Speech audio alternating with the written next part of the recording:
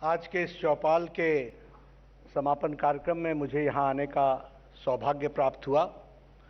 सबसे पहले तो मैं संपादक मंडल जिन्होंने मुझे ये मौका दिया कि मैं आप सबके साथ इस शाम में कुछ चर्चा करूं, इसका जो मुझे सौभाग्य और मौका दिया उसके लिए मैं संपादकीय मंडल का धन्यवादी हूं।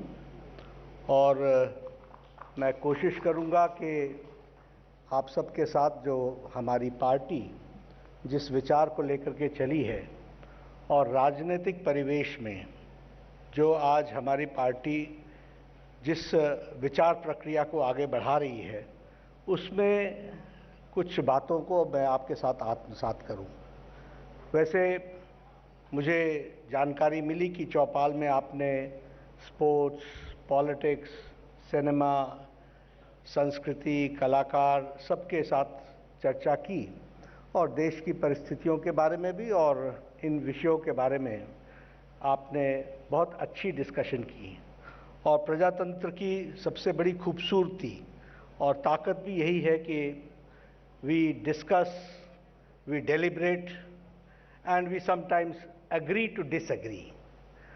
दोनों का समावेश होता रहे तो प्रजातंत्र मजबूती के साथ आगे बढ़ता है और चौपाल एक इसी का प्रयास है। इसलिए मैं टीवी नेटवर्क को, नेटवर्क 18 को मैं बधाई देता हूं और हमारी शुभकामनाएं हैं।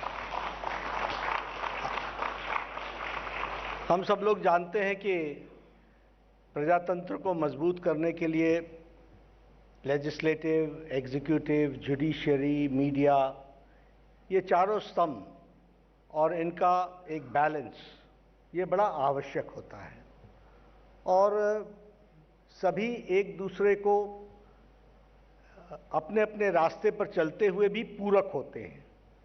Where legislative legislates, executive executes, there is a role for judiciary also to see that within the constitutional framework the legislation takes place or not. और उसके साथ साथ मीडिया उन विषयों को उजागर करती है जो छुपते हुए दिखते हैं, लुप्त होते हुए दिखते हैं और आपको लगता है कि उनको सामने लाना चाहिए। इसलिए रास्ते अपने हैं लेकिन गोल और मंजिल एक ही है। गोल और मंजिल क्या है? वो गोल और मंजिल है कि हम प्रजातंत्र को मजबूत करते हुए देश को आगे बढ़ाएं और उसका आपने बहुत अच्छा समावेश राइजिंग इंडिया के नाम पर किया है। तो मैं उस राइजिंग इंडिया के गोल को हम सब लोग आगे बढ़ा रहे हैं अपने अपने तरीके से, ये बहुत ही अच्छी बात है। प्रजातंत्र और पॉलिटिक्स की दृष्टि से हम देखें तो सभी या लंबे समय तक सरकारों में रहे लोग सभी ने गरीब, किसान, दलित, पिछड़ा इनकी बातचीत की और इनके बारे में चर्चाएं की। लेकिन अगर हम आंकड़ों को देखें और आंकड़ों के साथ साथ परफॉर्मेंस को देखें तो हमारे ध्यान में आता है कि गरीब मुसीबत में रहा, पिछड़ा आगे नहीं बढ़ पाया और जो सरकारें रही पीछे केंद्र सरकार में लंबे समय तक, उसमें किसान के दृष्टि से भी जो उसके लिए सहयोग करने की आवश्यकता थी वह नहीं रहा। और साथ ही साथ अगर हम देखें तो स्कीम्स में एक बहुत बड़ा पीपल एंड गवर्नमेंट, इसके बीच में बिचौलियों का बहुत बड़ा रोल रहा और बिचौलियों का बोलबाला भी रहा और बिचौलियों के बोलबाले से स्कीम्स का जो नेट लास्ट माइल डिलीवरी थी दैट वाज ऑलवेज क्वेश्चनेबल। ये हमने देखने को हम सबको मिला।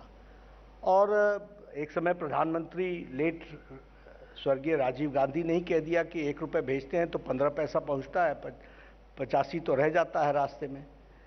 और मैं ये भी कह सकता हूं कि एक डिकेड ऐसा आया which was a decade of scandals.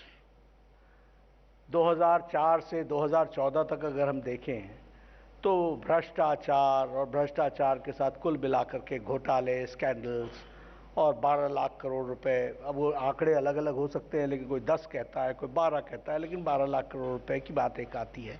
तो इस तरीके की परिस्थिति हम सब लोगों को देखने को मिली।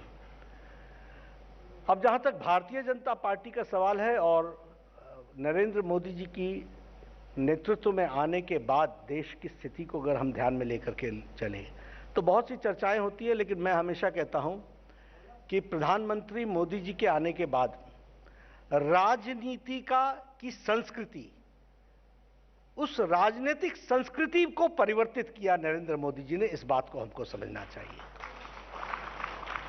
He changed the political culture of the country. And when I say this, I don't say because he's our party's leader, but he's the leader of the nation, and he's the prime minister, and he's internationally acclaimed also. But I say on facts. आप बताइए, आप 2014 के पहले political party का culture देख लीजिए, अन्य political पार्टियों का। Vote bank, divisive politics, non performance, performance never an issue, never an agenda.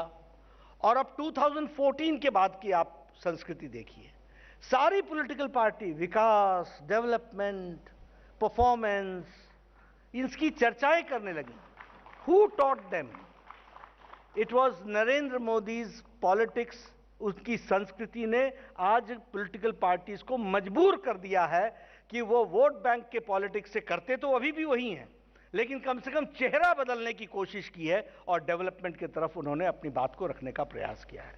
ये पॉलिटिकल कल्चर हमको देखने को मिलता है। दूसरी बात, आप जम्मू कश्मीर से लेकर के नीचे तक चले जाइए। आज प्रजातंत्र के लिए सबसे बड़ा खतरा क्या है? एक तरफ ideological based national political party with cadre BJP खड़ी है, सामने मुकाबला कौन कर रहा है? All parties which represent dynasty and families, national as well as regional parties. ये हमारे लिए अगर हम देखें तो डेमोक्रेसी के लिए ये बहुत बड़ा चैलेंज है, प्रजातंत्र के लिए बहुत बड़ा चैलेंज है, और इसकी गहराइयों को पॉलिटिकल साइंटिस्ट और एनालिसिस्ट के रूप में हमको समझने की आवश्यकता है। आप जम्मू कश्मीर उठाइए, आप हरियाणा उठाइए, आप उत्तर प्रदेश उठाइए, आप तेलंगाना उठाइए, आप आंध्र प्रदेश उठाइए, आप तमिलनाडु उठाइए, सब जगह आपको फैमिलीज मिल जाएंगी। अब महाराष्ट्र भी आजकल फैमिलीज की तरफ चल पड़ा। यानी ये जो पॉलिटिकल कल्चर में फैमिली डायनेस्टिक पॉलिटिक्स है, यह एक बहुत बड़ा एक चैलेंज बन गया है। और उस चैलेंज, और मैं ये कहूंगा कि हमारी पॉलिटिकल पार्टी में there is a conscious effort कि हम वंशवाद को से पार्टी को प्रभावित नहीं होने दे रहे हैं, और उसके लिए हमने कॉन्शियस एफर्ट किया है। अंदर अपनी पार्टी के अंदर भी उन सारी चीज़ों को आगे ठीक और रेक्टिफाई करने का प्रयास किया है। लेकिन इस बात को हमको समझना चाहिए कि एक